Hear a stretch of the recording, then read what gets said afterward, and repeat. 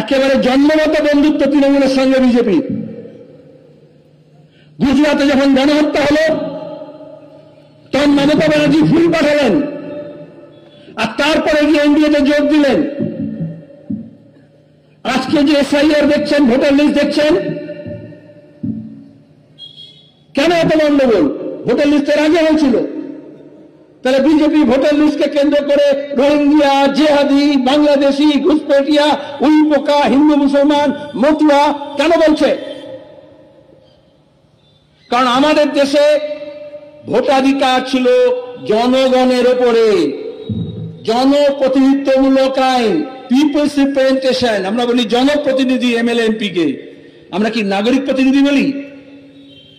তাহলে নাগরিকতা আলাদা আর জনতা আলাদা।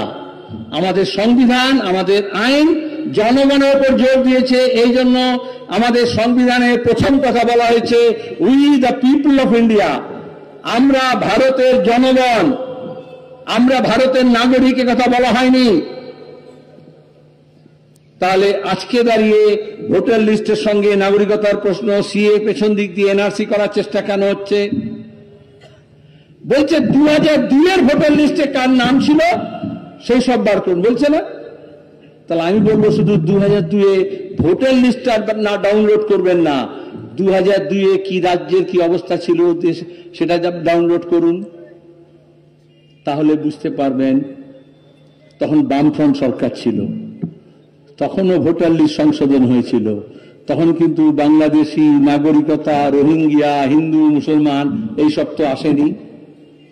তাহলে মমতা ব্যানার্জি খাল কেটে কুমির আনলেন, বললেন লাল ঝান্ডাকে তাড়ানোর জন্য বিজেপিকে নিয়ে আসতে হবে, জোট করতে হবে।